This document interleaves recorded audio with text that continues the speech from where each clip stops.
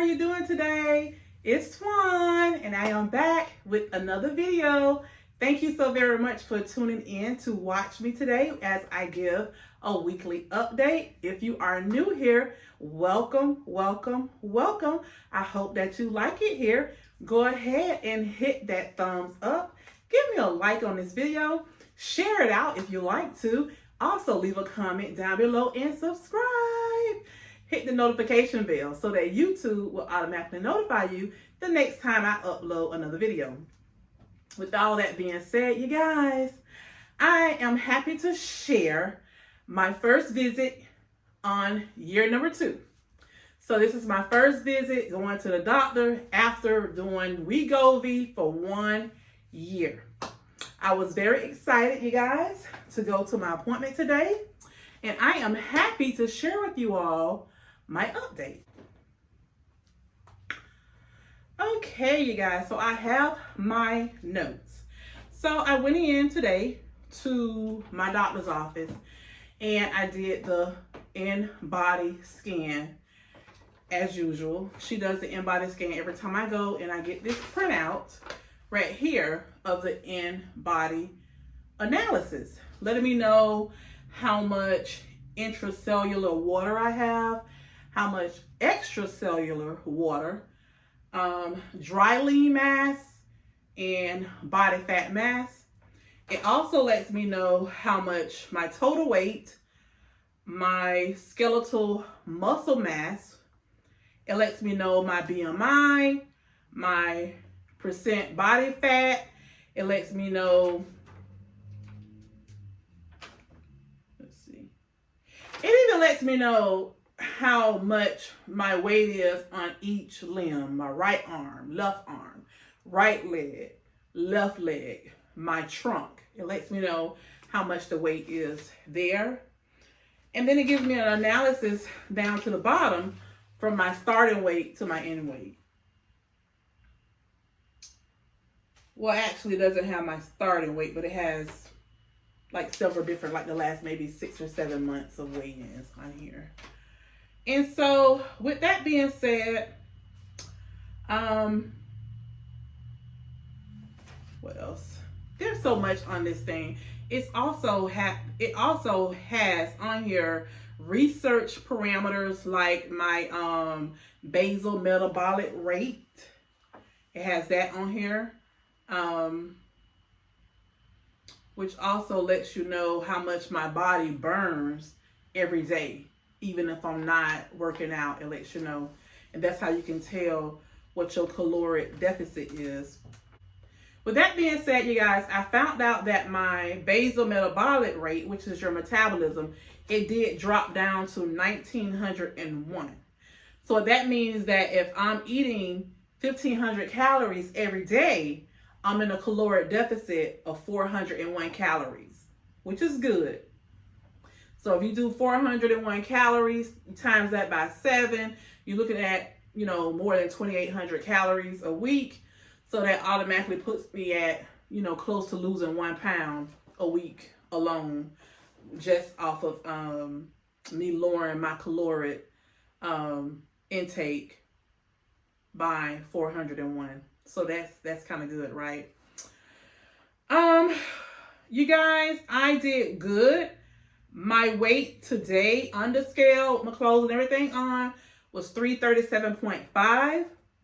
My starting weight was 394.4. So I've lost, 57 pounds on her scale. If we look at it, let's see, 394.4, take away 337.5. Yeah, so 57 pounds. That puts me right at 56.9. So I've lost 57 pounds on the doctor's office scale, but on my scale at home, it shows that I am down 58 pounds when I weigh myself in my birthday suit. But I don't know, it's just kind of weird because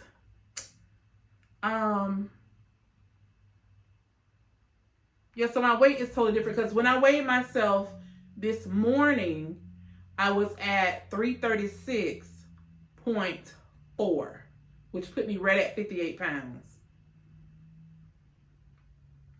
So I did pretty good. So her scale had me at 337.5.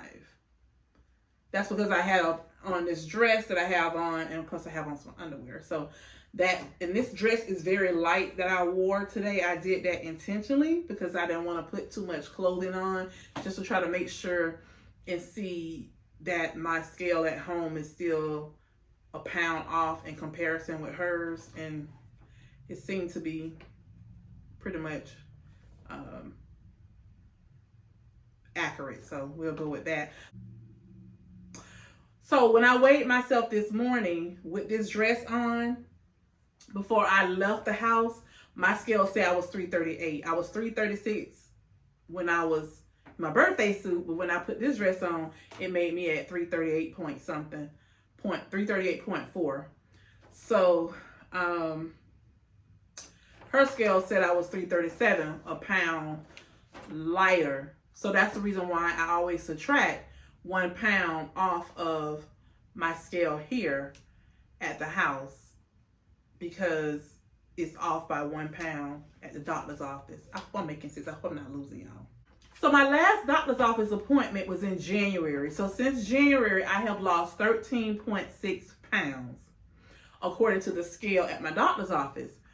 However, I did share with her that I would have been at 17 pounds of weight loss because I had to lose 4 pounds within the last week, because I had gained 4 pounds due to taking that naproxen for my knee injury. That naproxen, it actually I had a reverse reaction to it. It broke me out. I had a rash around my neck, and then I also had swelling in my ankles, really, really bad, in my feet and in my ankles. So I Googled to find out what was the side effects, and I found out that the rash and the edema, water retention, is side effects to naproxen. So I went ahead, you guys, and I stopped taking it right away. And I noticed that my ankles have went down a lot, but not a whole lot. I'm going to show you right here in this clip so you can actually see, you know, your girl was swollen. I was swollen right here.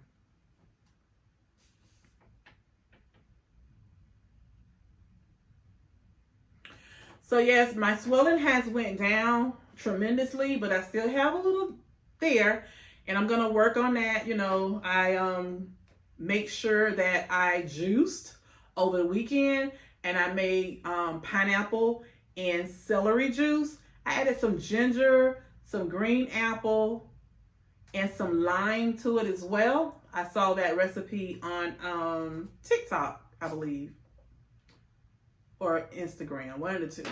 So I made some myself because celery and pineapple is good for inflammation. So they help with the inflammation in my knee and the swelling, to help reduce some of the edema that my body was carrying from the naproxen.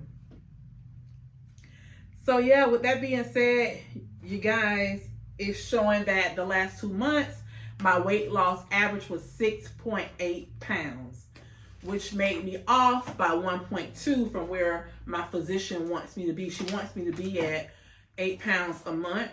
So I'm off by 1.2, and really I would have been over the 8 pound mark had I not got injured and had to be placed on naproxen. I would have been at, it was 17.4 pounds, I believe, which is, let's see.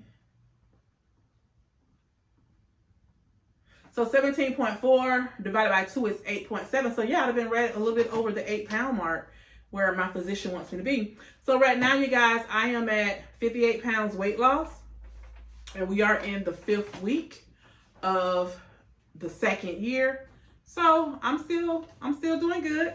I am just gonna keep working hard like I'm doing, making sure that I'm tracking and trying to, you guys, exercise. I'm back in the gym. This week, I went to the gym Monday. I went to the gym Wednesday. Today is Friday, which is my 3rd day. I'm not going to be able to go to the gym this evening because I have a hair appointment. I got to go get my new grocery tied, so I won't be able to go to the gym. So what I'm going to do is I'm going to make up today's workout on tomorrow. So tomorrow I am going to go to the gym to make up for it. I should have went yesterday, but I didn't. So I will go tomorrow to make up for it because I want to make sure I'm getting 3 days in.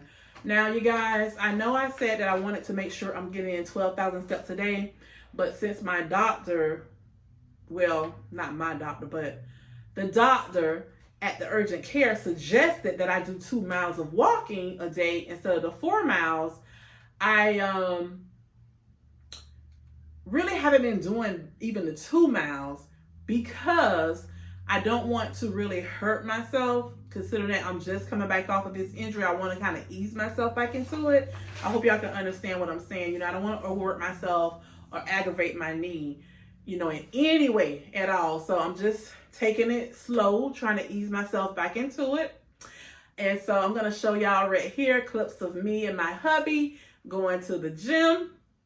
I want to share this, you guys. It's very important that I show y'all us right here because oftentimes, you know, myself as a wife, and I'm probably speaking for other wives, sometimes we take for granted the small things in life, the small things in our marriages, you know. And I'm just so grateful for my husband because I was in the driveway, biking out the driveway, waiting on my garage door to go down because I don't like to leave my house until I know my garage door has went all the way down. So I'm in the driveway just sitting there waiting on the garage door to go down, and I happened to look at my phone and I saw I had a text message. So I looked at the text message. It was my husband, and he was saying, "Wait on me, I want to go with you." So I was like, okay. So I pulled back into the driveway, all the way up in the driveway into the garage, and just, you know, sat down in the living room until he come home. And once he got home, I waited on him to get dressed and we went to the gym. And I'm just so happy because he said, "I wanted to go with you because this is your first day going back to work out at the gym, you know, since your injury. And I don't want you to hurt yourself. You know, I want to make sure you're going to be fine. You're going to be okay." So I was really happy. So I got on the treadmill. This is me right here on the treadmill next to him. And I usually don't get on the treadmill. I don't like the treadmill. I stayed on the treadmill for 5 minutes, you guys, and then I left him. I let him, he stayed on it, and I went on the art trainer. I love, love, love the art trainer. And so this is me right here on the art trainer, you guys, whichever way I'm putting it in this clip. But this is me on the art trainer, you guys. I love, love, love this art trainer. The art trainer is one of the #1 go-to exercise equipment for post-knee injuries. I did a lot of research on that like years ago before I even had an injury, and it was a #1 recommended cardio equipment for overly heavy-weighted, obese people because it allows you to work out every muscle in your body, supposedly every muscle in your body, without putting pressure on your joints. And I used to use that art trainer 2 and 3 times a week years ago when I had lost like 55 pounds in 1 year. Yeah, I had did it before, y'all, years ago. So, and that art trainer was very, well, actually, I didn't use the art trainer for a whole year. Maybe like within 6 months of that journey, I noticed how my body had toned down tremendously from being on that art trainer. So I definitely want it to be my go-to now. I watched some videos here on YouTube, and it was like 2 doctors and there was a physical therapist, and they all was saying that this is a great exercise equipment to use post knee replacement. So I'm like, well, I haven't had a knee replacement. So, you know, I'm just going to get on the art trainer. And I did, and I feel wonderful, you guys. I don't have any pain. I'm not taking any more of that medicine.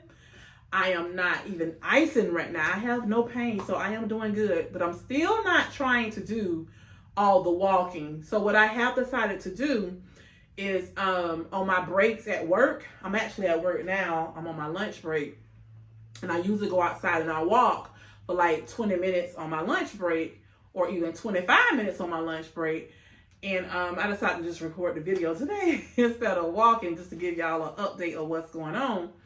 But yeah, I usually go outside and I walk 20 to 25 minutes on my lunch break. And then I'll go out and I'll walk on another one of my breaks just to kind of get 40 minutes of walking in so I can do the 2 miles total that the provider at urgent care suggested that I get. I'm not walking as fast as I normally would walk because, again, I'm not trying to hurt myself, in any kind of way. I have a follow-up appointment next week with that provider. So once I go next week and he examines me, then I'll take advice then at that time from that sports medicine physician. I'll take his advice to see what he suggests. However, I did go ahead and I canceled my membership from the boot camp and I rejoined the gym that I used to go to before. So that's what I'm doing. I'm going to try to do 3 days a week at the gym. I'm going to start lifting weights this week since this is my first week back. I'm not trying to lift weights this week. So next week when I go in, I'll, start incorporating weights along with my 1 hour of cardio. But yeah, your girl did good this week and I am so proud of myself. I am glad that, I'm dropping the weight. My provider did suggest Zepbound again to me, but I told her that I did not want to do the Zepbound. I want to continue with Wegovy because, it's helping, it's working. I did explain to her that I do still have cravings, but I'm learning how to control them. I'm learning how to have better selections with food when I crave. And for the most part, you guys, I'm letting Sunday be my day that I'm not tracking my meals and I'm not holding back on something sweet. I tell my husband Sunday is going to be our sweet day. So for the past 2 weeks, Sunday, I made it our sweet day. We went out and brought something sweet, a sweet treat. And I'm still losing the weight. I don't know how many calories it was, didn't care, but I ate what it was and I was happy about that because I was able to satisfy my craving and was still able to not overindulge and lose weight. So yeah, we gotta have a happy medium, got to balance everything out. With that being said, you guys, am I forgetting anything? Oh, one last thing. I mentioned to my doctor about not tracking everything and only tracking my carbs, like what was suggested to me from a mutual friend of me and my sister. And she told me that maybe the dietitian told that person to track their carbs only because sometimes you have to help people to start in a specific area. Now that person was borderline diabetic. So in order for them to help control their sugar intake, they had them to start tracking their carbs because sugar and carbs, sugar is carbs, that type of thing. When you lower your carbs, you lower your sugars, you lower your chance of being a diabetic. So that made a lot of sense how she explained that to me. And then sometimes people track only their proteins, we kind of talked about that as well. And she was saying that, when you start eating more protein, it does allow for you to not have any room to eat all those carbs because you're getting full off all the protein. So she did suggest to try to hit my protein goal, every day. And she mentioned that I don't have to eat the whole 1,500 calories every day if I don't want to. There have been patients of hers who only eat like 1,000 calories. They don't eat the whole 1,500. But she suggested to them, you needed more protein because they're eating 1,000 calories and they think that it's good that, hey, I'm not eating the whole 1,500. But all they're eating is like fruits and vegetables. You got to still make sure if you eat a lot of fruits and vegetables that you incorporate the protein in your body. I believe she told me that they request for bariatric patients to eat 60 to 80 grams of protein a day. So for me, since I'm not a bariatric patient, that's why she suggested 80 to 100 for me, or more if I can. But she really want me, since I'm not a bariatric patient, to hit 80 or more. So I told her what I've been doing lately. I've been trying to hit 120 to 150. It's kind of hard for me to get to that 150. I have gotten to it a couple times and superseded it. But for the most part, I'm around 120-ish, 130-ish sometimes. And I'd be like, oh, I ate a lot today. So I'm getting there. But I think for right now, I'm just going to try to let my goal be around 120. And if I can eat more, I can eat more. But with that being said, you guys, I'm doing good. I hope that you all are doing good as well. If you have anything that you would like to share or suggest to what I just shared with you all, go ahead and comment down below and let me know. And I am going to make sure I put a picture of this in here so you can see what my weight is. It is at 337.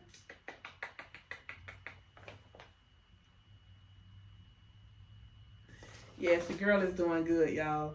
I'm so happy. All right, y'all. I'm going to let y'all go, and I will chat with y'all later. Have a God bless day.